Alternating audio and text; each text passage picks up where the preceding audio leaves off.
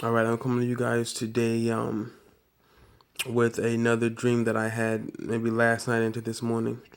So I was walking through this wilderness. There were lots of vines and thorns and all these thickets and cotton fields and things like that. And I was walking through, and then I looked to the left and I saw these two Gentiles, these two white guys that were probably in their early 20s.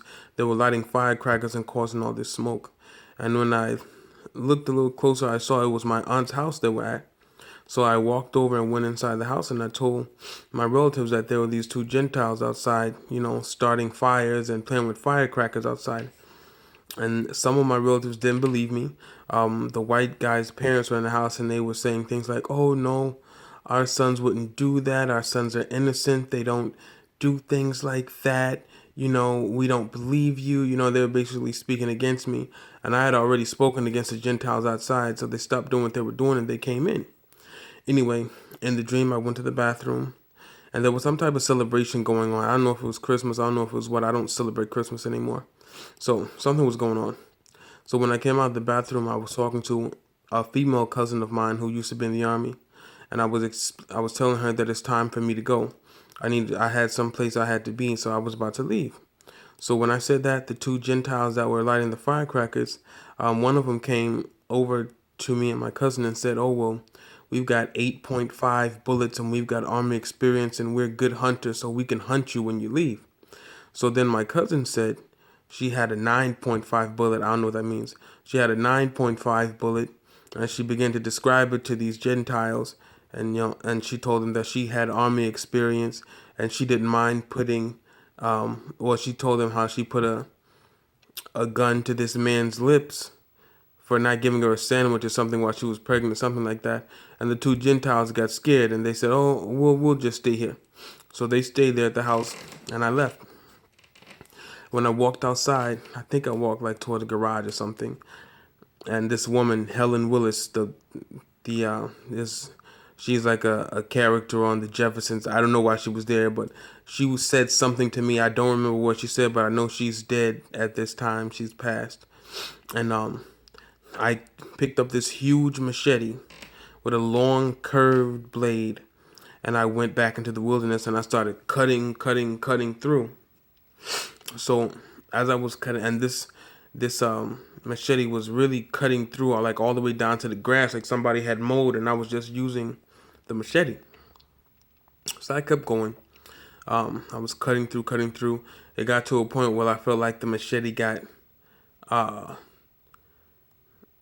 like the machete wasn't as sharp. So I flipped it over to the other side of the blade, and it was even sharper, and I kept cutting through. So the next thing I know, I'm back in New York. So when I was in New York, I was at the top of the Empire State Building, and there was a lot of people along with me that were at the top of the Empire State Building who were waiting to go on this cruise, or what felt like a cruise, right? Now, when I say we're at the top of the Empire State Building, I mean we're like standing on the roof of the Empire State Building. So, a little point thing and everything.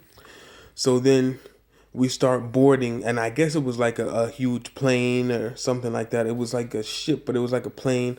I didn't see the outside, but we started boarding.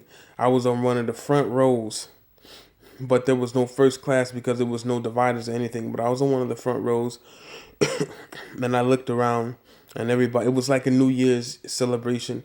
Everybody was drinking champagne and drinking wine and, laughing and talking. Everybody was nice dressed. It looked like everybody was well off at the time. And I look back, and everyone on this plane was, as we like to call black, so-called black.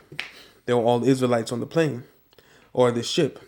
So we started this specific cruise was, we were like cruising down the Empire State Building, like just above, like going down vertically, just above all the windows. The plane was like tilting down and going down slowly, and we would just, look at the city and everything. So we all got on the plane, and as I looked back, I knew that this was like a specific invitation. Everybody on here was like specifically chosen to be on this ship or this plane. I knew it was like a special invitation. So I settled in my seat. Again, everyone's having a good time, relaxing. Everyone's well dressed. We start going, going down. Like if this were the windows of the Empire State Building going down, the plane was right like parallel to it going down. So relaxing. It's a nice, slow, smooth cruise down. And then, like I said, everyone's talking. All of a sudden, the plane just takes a nosedive and just goes down really hard. It starts going down really hard. And so I get up because I was sitting at the front, and I start walking toward the back because the force was so great at the nose of this plane or this ship, whatever it was. So I start walking towards the back, and when I'm walking towards the back, I see there's like too many people to count. It's like it's so many people on this plane, but it's got to be the biggest plane I ever seen or ever been on. There's so many people on. It's too many to count. So I decided to turn around and come back to the front. So when I come back to the front, all of a sudden, the hard nosedive stops. Like people were getting afraid. Everybody was afraid. We thought the plane was gonna crash or something. But suddenly the hard nosedive stopped, and then the plane just like took off. It went from going like this and it just took off, flying normally back at like a cruising speed, and we were all safe and we just flew away. Now, I pray for understanding of the dream. I ask for understanding, and I believe I have understanding.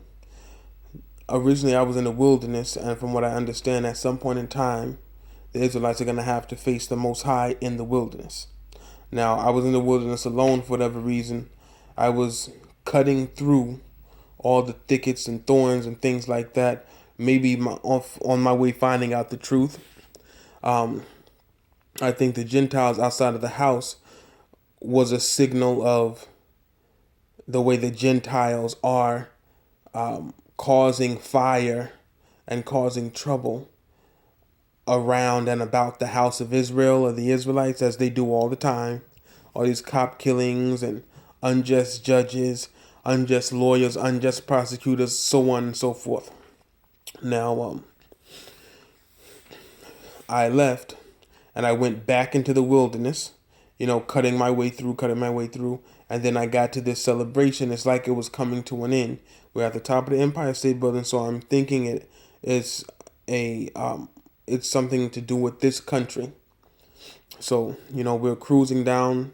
We took a nosedive. I don't know if that is signifying Jacob's trouble, perhaps. Or we took the nosedive and then everything was smooth. We were on a ship. We were cruising.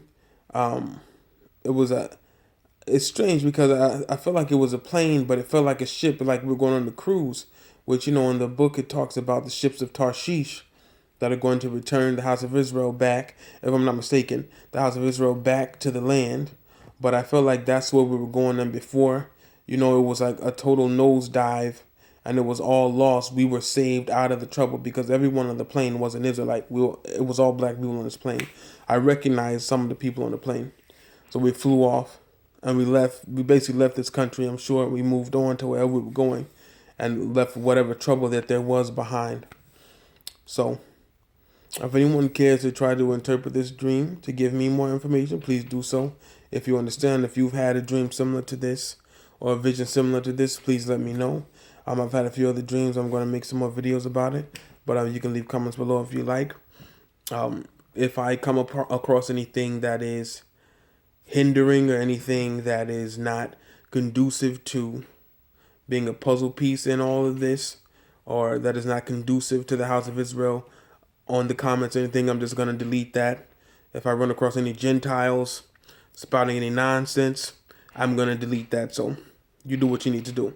Again, if you have any questions, please let me know. All right, thanks.